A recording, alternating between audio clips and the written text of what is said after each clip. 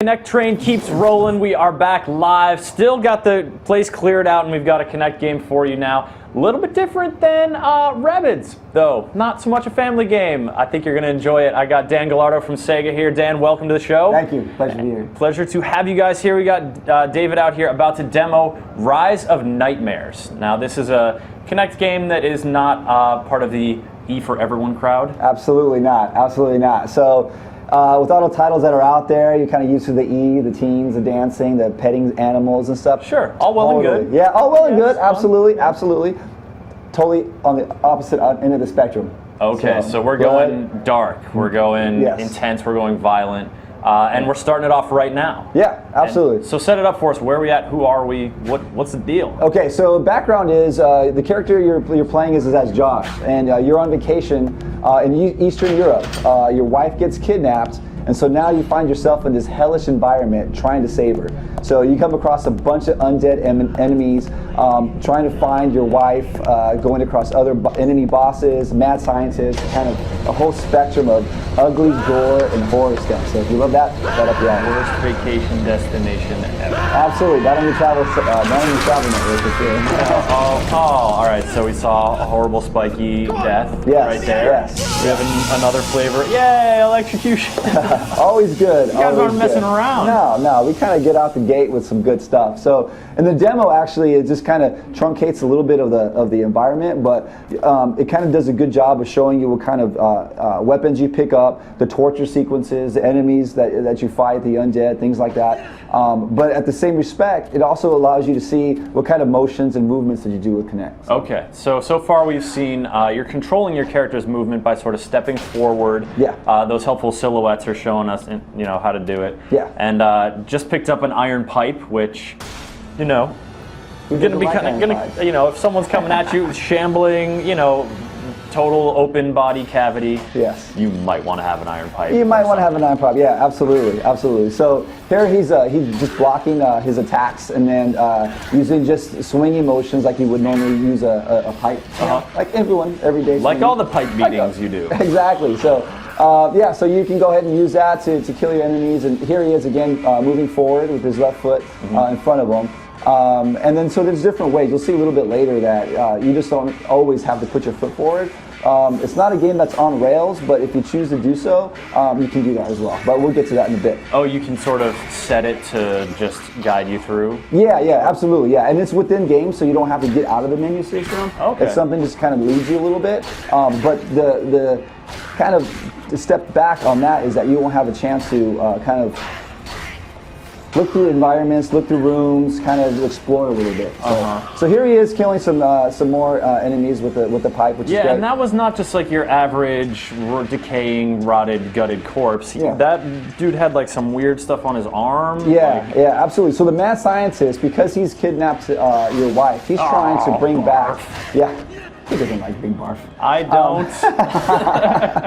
So he's putting together these undead people with pieces. So with machinery, different arms, all that kind of stuff. So yeah.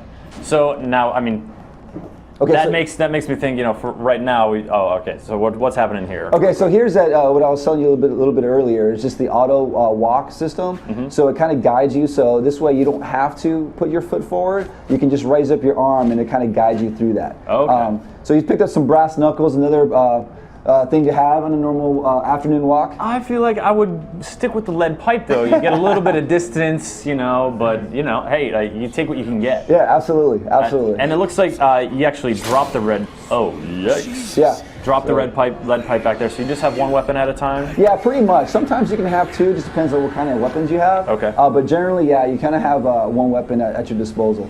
Was that like a live person? Yes, that was a live person, so he just got chopped up by a guillotine, so definitely don't want to do that. So there are other live people here, it's not just you and your lost companion? Yeah, exactly. So pretty much, so you play as that one character, but as the story goes, you're trapped with some other kind of travelers, and as you go through, they get murdered, tortured, they come back. So we have seen. So here he is blocking the attack. So it's just a matter of just putting your arms right up. in the grill. Yeah. And then we've seen a kick or two. Yeah, no, absolutely. So you can do some kicks as well. Which Sort of a knockback. Yeah, knockback. Yeah, to give you a little bit more space, because sometimes they get all crazy. To grab your ice saw. Ice saw is definitely Now something. that's what I'm talking about. All right, now what was that right there? That was up close and personal. Yes, absolutely. So when they get really close, they'll grab you, and then when that happens, it indicates that you have to push away. So you just do the pushing motion, and to get them a little, too close for comfort. You don't want to get them away. And now that was that was dismemberment, and he was specifically targeted. It looked like, was he targeting the limb specifically, or is that just sort of you swing once, that one arm comes off, you swing twice, another arm comes off? Yeah, no, you can swing once, and you can aim it for a right arm, left arm, head type deal. So you can explore it a little bit. Trim some parts off. Yeah, I like to go with the head first, just to kind of have him walk around aimlessly. Yeah, you don't mess around. Yeah, exactly. So. Here he is interacting with the environment. So you'll have different motions that you got to do. Here, the door's locked. You'll have to go get a key. But generally, when the door's there, you just do the swinging door motion. Okay. Opens it up for you.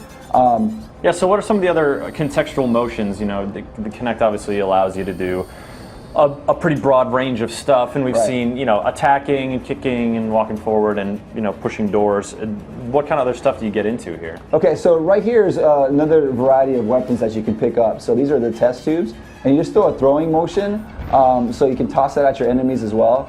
But along with that, I mean, you'll come up to who doesn't love a bloody toilet? The toilet is filled with blood. Yes, absolutely. So Let's take a closer look. Oh yeah, of course. Why not reach into it, David? Gross. Excellent. Oh, there we go. Okay, I guess that worked out all right. So different motions along with the throwing, the cutting, the stabbing, the pushing, all that kind of stuff. You'll have to swim. You'll have to put your hands in front of you to move skull heads, climb ladders, open doors, cover your ears, all that good stuff. All right. So I guess fighting for your survival allows you guys to sort of be creative with the kind of situations you put them into. Exactly, yeah. So definitely a variety of motions you have to get accustomed to, but it's all natural stuff. I mean, it's when you see an interaction, if you see a door in front of you, you just open the door like you would any normal door. Mm-hmm. So here he is. You mean kicking, right? Oh, kicking. That's how I go. Oh, yeah, absolutely. Oh, any other way is ridiculous, right? Just got to go kick it. So here's one of the simple boss enemies, but yeah, so you're covering your ears. Give her a headshot. It's great. What is going on in her face? It's one big mouth. It's fantastic. Wow, so you guys really had some fun with these character designs. Oh, absolutely. Oh, there's some crazy characters that we don't have in the demo, but you'll just have to find out a little later. Well, I mean, you were setting that. You sort of alluded to that earlier with the whole mad scientist piecing people together thing. Yeah, absolutely. Rise of Nightmares. All right, so this is we're sort of in a. This is an environment. It's obviously very dark. It's kind of dungeony. Are we mostly inside of this one complex throughout the game? You said it takes place over the course of one night. Yeah, well, it takes kind of one night, over the course of days, however long your nightmare wants to last. Oh, okay, one nightmare. But, yeah, exactly. Yeah, time becomes a little more fluid.